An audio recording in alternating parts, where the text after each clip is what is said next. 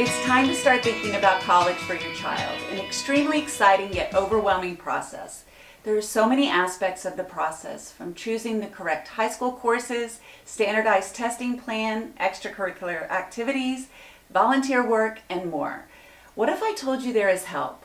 One Stop College Counseling is designed to guide you and your child through the entire process. I have Lori Kopp-Weingarten, certified educational planner and co-founder of One Stop Counseling, to tell us how they can help. Welcome to the show. Thank you. Thanks so much for inviting me. Oh, it's awesome to have you. I am especially happy to have you because I have a ninth grader. That's perfect. Yeah, we're starting to think about all of this. Right. So I started listing some of the things that we have to think about, but that's just a small portion of what we have to think about. What all do we need to get on our plate here? You know, it's become a rather complicated, complex process. It's not just that you randomly pick some colleges, fill out an application and send them in. It's not like that anymore. Yeah. It's really changed over the last several decades. So you need to think about what courses you're taking in high school. Lots of students like to drop their foreign language course junior and senior year. Not always a great idea. Okay. Some of them want to drop math. Not such a good idea. So the first thing we do is really go through everybody's course schedule. Are they taking challenging but not over challenging courses? Right. You want to take a schedule that has some rigor in it, but you don't want to be doing nothing but schoolwork for 4 years. Right. The teenage years are a fun time, and you want to keep them in perspective, but the first thing we do is look at courses. But you also, when you're picking a school, and that usually comes, mid-11th grade, we start selecting schools with students. There's so many things to think about. How far away do you want to go? Do you want a warm climate or a cold climate, or do you not care about climate? Right. Do you want Greek life, which are fraternities and sororities? Do you want a campus where most kids commute on the weekends, they go home? Or do you want a really cohesive campus environment where kids are very active on the weekends?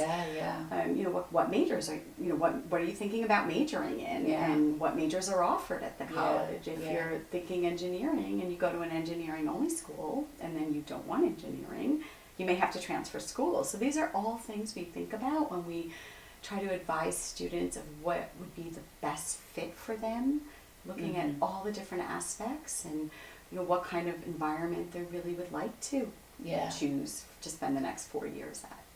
So as far as all the aspects, and I started listing some of them, we don't realize how much is involved as a parent.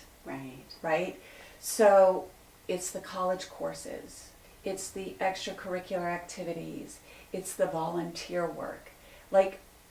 Are they volunteering starting at 9th grade, into 10th grade summertime? When are you starting all of that? And then there's ACTs and the SATs, and when are you taking your first test for that, right? Because now you have to prep for that. And it's not like your junior year when I was growing up. Right. I started thinking about this, you know? I know. It's really changed. Exactly. So extracurricular activities, we try to, one of the first things we do after we go through the course selection is we talk about extracurricular activities. When we work with the student starting in 9th grade, we'll tell them, do the things that you love. Students thrive when they're happy with what they're doing. Exactly. So we say, don't pick things that you think the college wants to see. So for many, volunteer work is fantastic, but if that's not your thing, do your thing. So you don't have to do volunteer work? You don't have to do volunteer work. All right, that's good to know. Yeah. And that's I hate to say it. Yeah. I'm all for volunteer work, but my son gives me a bit of a hard time on that one. No, we get that question so often, how much volunteer work and how many hours should they do and where should they do it? We have kids volunteering at hospitals. That's great. But if you have no interest in ever going into the health sciences, why would you volunteer at a hospital? Maybe you want to be a musical engineer. Maybe you want to volunteer with a rock band. Maybe there's so many different things you can do, and that's what we try to flesh out when we're talking to students and their parents. What do you like? And because colleges don't judge what you did. They judge how far you got with what you chose to do. So, for example, if somebody, let's say, plays volleyball, they'll never say, "Oh, I wish they played soccer." Or if somebody volunteers a lot. They won't say, oh, I wish they had a paying job. They look at what you choose to do, and then they evaluate you that way. What kind of leadership, what kind of initiative did you show? Nice. What are your accomplishments? Are you talented? So we emphasize, do what you want to do, but do it well, have a plan, take it as far as you can take it. Okay, that's good to hear. Yeah. So let me ask you, going back to choosing your high school courses, a lot of parents put emphasis on, my child has to be in honors. Right. So is that really necessary in the beginning? If they're being overly challenged and they're not doing well, it seems to me that it would be better not to be in that honors course. Right, and that is another question that we hear a lot. So it really depends. If you are talking about the most selective schools in the country, the Ivy Leagues, the Swarthmores, Amherst, MIT, Stanford, honestly, they are expecting all honors and APs or IBs. Yeah. But so the other part of that question that we get all the time is, it better to get an A in a non-honors or a B in an honors or an AP?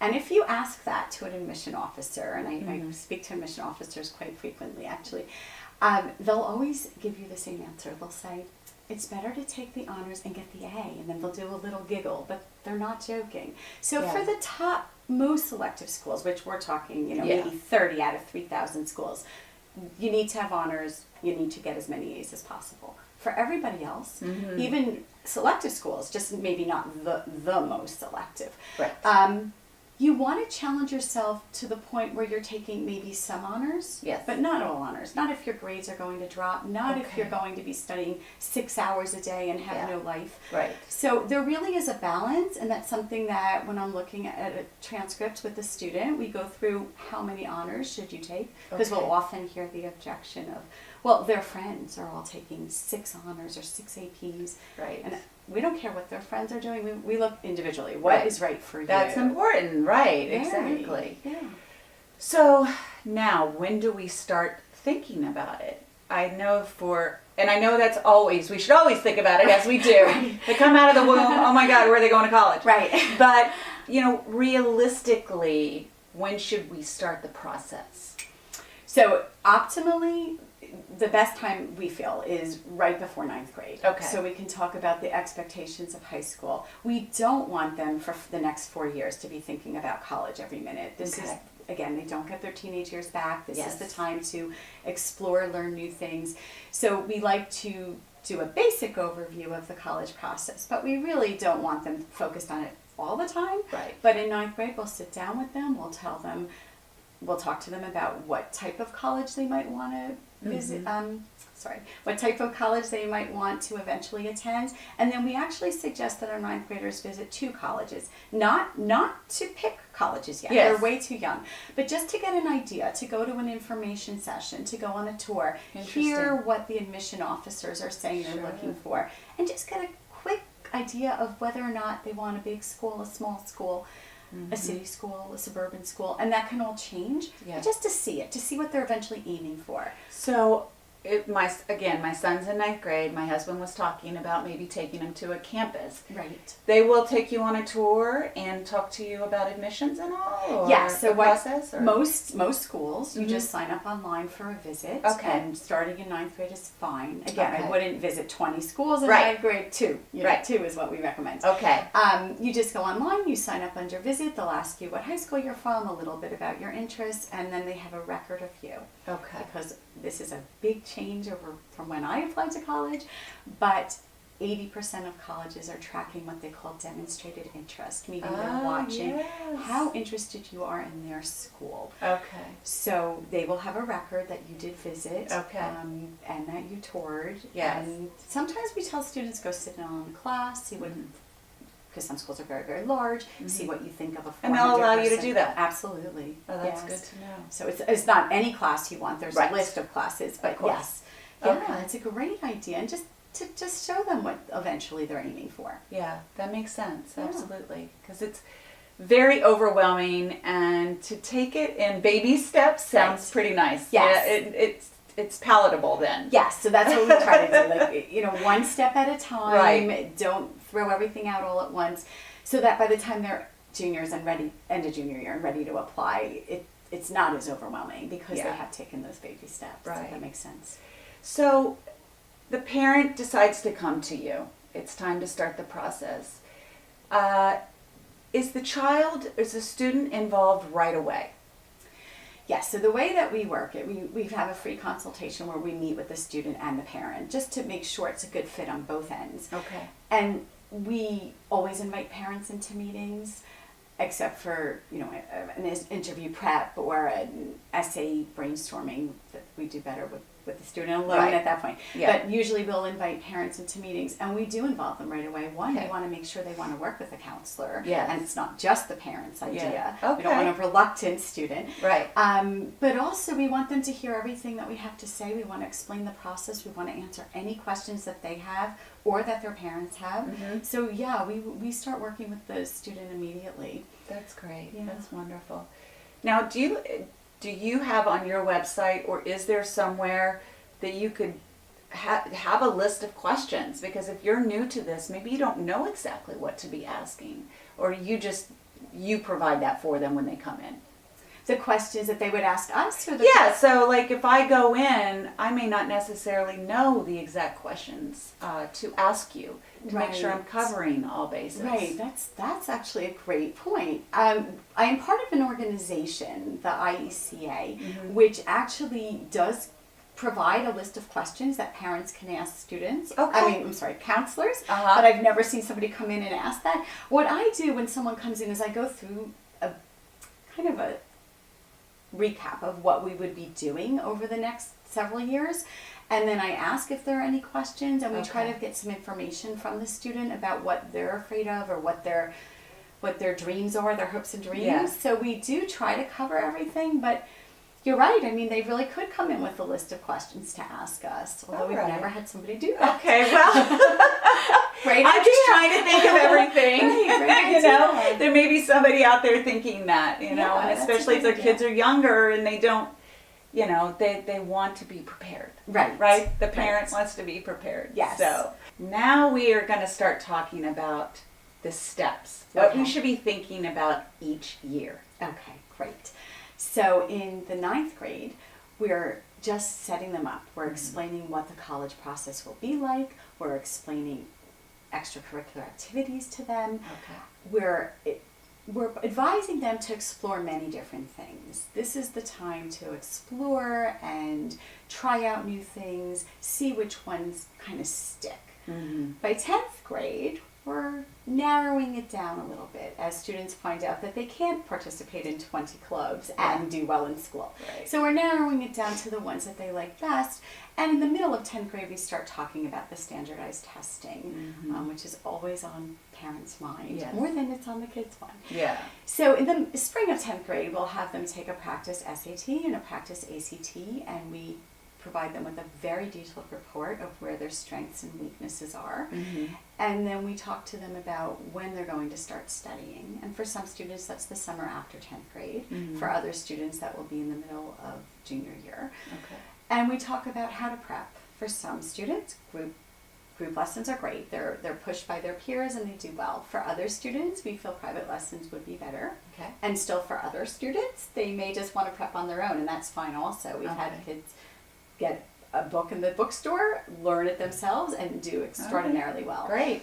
And then junior year is when we really get into the nitty-gritty. Let's pick colleges. Right. Let's find likely schools, target schools, reach schools. Let's put together a list that's balanced. So it's not just all Ivy League schools and then the state school, which for here would be Rutgers or Binghamton if you're in New York. So we really go through carefully what they're looking for at that point. How big a school do they want based on their college visits? What appeals to them? Do they want a small liberal arts school? Do they want a large university? Do they want the rah-rah of the football games, or is that not important to them? Yeah. So we spend a lot of time on the list. And we actually go through 2 rounds. We do a preliminary college list and we do a final college list. And at that point, we're picking where should they apply early. Okay. Early decision, which is a binding commitment, or early action, which is a non-binding commitment, but you find out early, which is always nice to, Yes. to know before everybody else where you're going to school. Right. And sometimes it's a mixture of both, early Yeah. decisions and early action. So we spend a Okay. lot of time on that.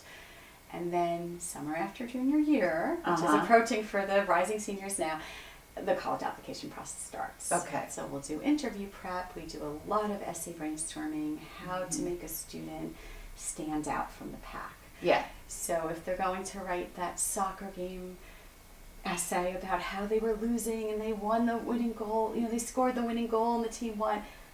College admission officers have seen that over and over and over again. Right. So we we want really to stand out. We want them to stand out, and we brainstorm and come up with something that's going to be really different from the "I won the game for my team" essay. Yeah. Right. So we'll spend a lot of time on that, and then throughout the whole process, we're working on how does your resume look, and did you visit your college, and did you get to know your admission officer? And we go through really from nuts to bolts, from the day they start to the day they pick a school. We are their full-time consultant at their beck and call, basically. Yeah. They can email us anytime. They can call us.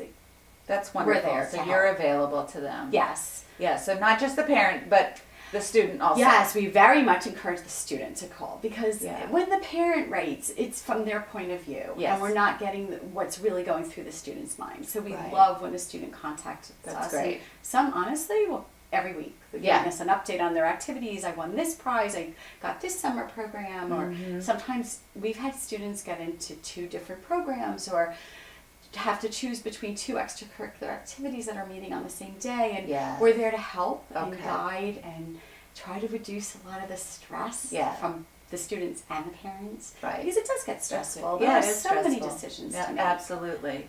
It's nice to have someone to help you make the smartest decision. Right. Now, how about sports? Are sports really important? So sports are important for students who like sports. Okay. So obviously, if you're recruitable, if you are an athlete at a top level that will be recruitable by a college, then it takes on a whole new meaning. And they often will start talking to coaches earlier. They start the process earlier. If you're doing a sport for fun, even if you're good and you're captain of the tennis team or the football team, that's great. But if you're not recruitable, often colleges will say, and what else do you have? We don't want to hear just about the sports. We want to hear something else.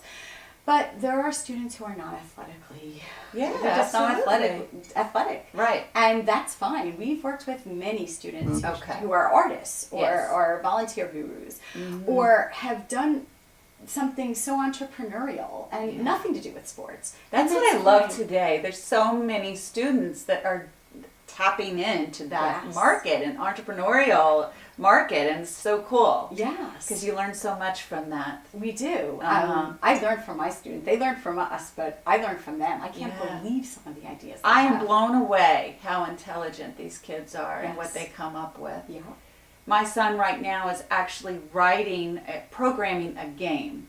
So he's a video game. Wow. So he is mirroring an existing game, but he's making his own characters in the game, and so he has a buddy that he's doing this with. That's terrific. So I mean, he's not going to win an award for it, and I don't know that he would publish it and kids would be playing it, but the fact that he's doing it seems like that would be significant. Yeah, and you never know. Right. There are now actually scholarships for esports, and gaming is a big deal. It is a now. big deal, and he And does you don't know, love that. maybe in 2 years he will have published it and be making money Right, with it. So we encourage students, just take what you love, keep going with it, see how far you can get. That's great. So that's wonderful. So what makes you stand out? I mean, there's other businesses that do the same. Right. What's one-stop college counseling?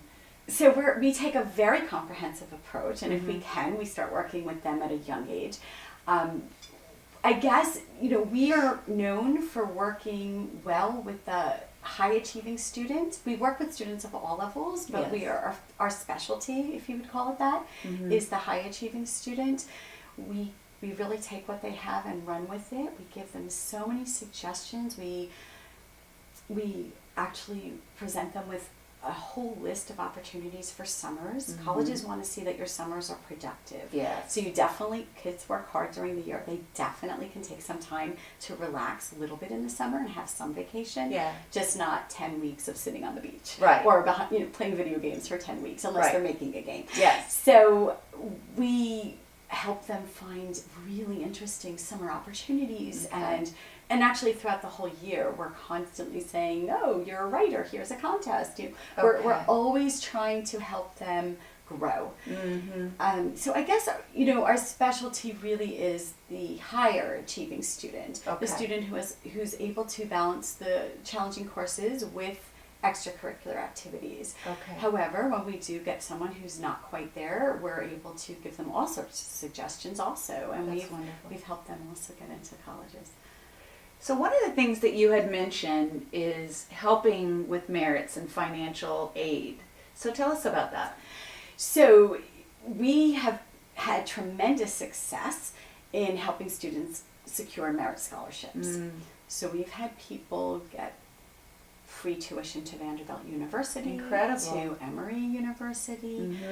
We have kids who end up going to private schools for cheaper than the price of Rutgers or their state college. Amazing. We do work with students throughout the country, so it's not always Rutgers, but parents who use an independent counselor for their student, they've done a lot of research and they found that they're 4 times more likely to send their student to a private university or college. And the reason is because we expose them to schools they've never heard of, many of which really do give very large, generous merit scholarships. Amazing. Making it cheaper than they ever thought. Yes. Because they look at the sticker price and they say, oh, $65,000, I'm not doing that. They don't realize that there may be a $30,000 merit scholarship coming per year. Amazing. So I think you might have had a few people, their ears perk up on that one. yes, money talks. Exactly. So I want to hear about you. Okay. Yeah, so I want to hear about your background. So this was something that interested me even when I was in high school, which I know sounds bizarre. Maybe I was a weird kid, I don't know. This was your path. it must have been. Yeah. In fact, my friends will laugh about it. They say, how perfect a career is this for you? So when I was in high school, obviously there was no internet back then. I was reading all the guidebooks, learning about all the colleges, even though I knew I wasn't applying to all these colleges. I was so for yourself, you were interested in this. I was really interested in it. Okay. And then when I got to college, so I went to the Warren School at the University of Pennsylvania, and I was still interested without necessarily realizing I wanted to be around admissions. So I was a tour guide all 4 years. I was what they called an admissions sitter, where you sit and talk to prospective families. And then as soon as I graduated, I volunteered to be an alumni interviewer for the University of Pennsylvania. Did that for over 20 years. Met so many students from all over the country, which was fun. And then as I kept doing that, sometimes they would ask me to represent Penn at a college fair, or they had these programs, and I would sometimes be one of the people who would just talk to parents afterward. Of course, I still had a real job in marketing, and I did that for a long time. But once I had children, I realized that I couldn't continue the marketing job full time because it was many hours and weekends and travel. And I continued to keep up with college admissions. That is too funny. I know, it was like my That was your calling. I know. And then as my kids entered school, parents started calling me about things like, how do you get into the honors classes in elementary school? And this is what I was doing. Really? Honors in elementary? Oh my goodness. The gifted and the talented. And parents were always coming to me, and I kept reading more and more about colleges. And as my kids got older, and some of my friends' kids got older, they would start asking me about colleges. And at one point I decided, you know what, I'm going to do this as a career because I love this. And there's actually a funny story.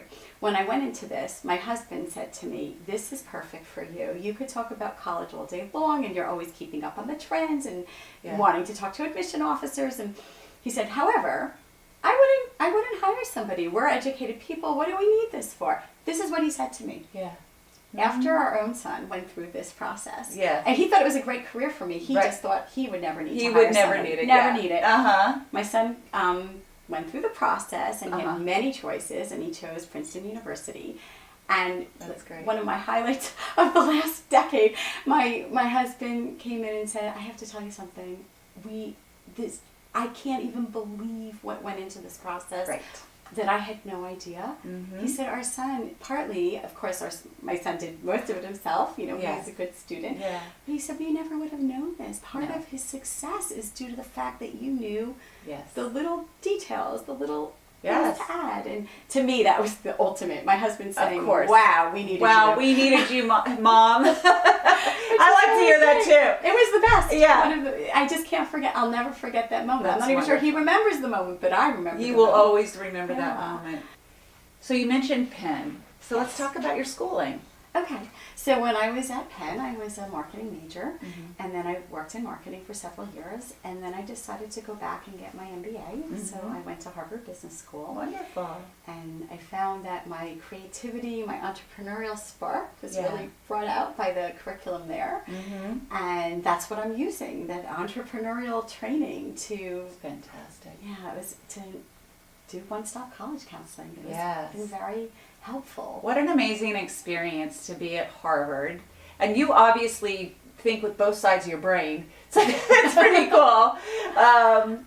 They usually a lot of times say you have the creative side and the business Right. side, and you've got both. Right. I enjoy that. I Yeah. enjoy having the creative side and coming up with creative ideas, but then I'm also very analytical, quantitative. So Yeah. it's a good mix, I guess. Yeah, so that's great that you started your own business and one-stop college and counseling and helping others, and that's what's so fantastic. Thanks. So I love the entrepreneurial spirit. I love celebrating entrepreneurs, and I love how you're giving back in everything that you're doing. So that's incredible. Yeah. But it is true. There is so very much to think of, and I really do not believe that most people understand that, and just how important Right. it is to have someone, to help you through the process. And one of the things that really stood out for me that you told me before the interview was you're having to read a couple hours a day just to keep up on how things are constantly changing. Yes, it is amazing at how Mhm. fast things change. So some colleges all of a sudden may be test optional where they're not requiring the SAT or Yes. ACT. Yes. Every summer, more and more colleges join that list. We're up to 1,000 Wow. that are test optional or flexible, meaning Okay. maybe not the SAT or ACT, send us AP exam, send us subject test, something. Interesting. Okay. But there's so many other changes. Now Mhm. some colleges starting middle of last year decided that you no longer have to pay to send official scores to us. So that's a growing list. Every week there's another college adding to that. Yeah. We'll just take it on your word. Of course, if you get in, you have to back that up. Yeah. With sending. But they're trying to save families money because it costs Oh, money. that's nice. Yeah, there are changes going on all the time. Right. New additions in what they're offering major-wise, Mhm. combined programs like BS, MS programs, or BA, MBA programs that you can do in 5 years Yeah. instead of 4 Oh, and wow. then 2. Okay. So constantly reading. Well, I think that things are always evolving. So the fact that the colleges are keeping up with that, Yes. necessary. Yes. But it's great that they are doing that. Yes. Because they're always inviting us down to visit them and Nice. talk to faculty, talk to students, talk to alumni, talk to admissions, Mhm. find out what they're looking for, what essays worked, what essays didn't work. that is Yeah. fantastic. That's And the wonderful. funniest part to the Yeah. story now is that my husband, Matthew Weingarten, now works with me. Now works with you. And I love it. he has learned so much. He used to hear my stories. Now that he's seeing Yeah. families, he says, wow, they really don't understand the process. Yeah. We've changed student schedules, we've changed their testing plans. Mhm. Parents tend to have their students over test. Yeah. We've cut back on that. Good. Testing Good to is hear. stressful. We Yes, don't want it to is. test. We've changed extracurriculars, we've changed summer programs, and he's seeing firsthand how much and how grateful the parents Yes, are. absolutely. So it's really been a whole circle. You're of- changing lives. You Yeah. really are changing I lives. feel like we are Yeah, changing that's lives. amazing that you're doing It's very that. rewarding. Yes. Perfect career for me. Wonderful. You Um, found your passion. I did. Well, you finally listened to your passion. Yes. Yes, all those years marketing, Yes. which I enjoyed, Yeah. but not like this. This Yeah. has been an amazing career choice. That's wonderful. Well, thank you, Lori, so much for coming on the show and sharing all about One-stop college counseling. Amazing. Thanks so much for inviting me. This was a lot of fun. It was a lot of fun, and you have shared some very valuable information. Excellent. Thank you very much. Great, thanks. All right, guys, thank you so much for tuning in. And for more shows like this, check me out on Facebook, Instagram, and NJ On Air. See you soon.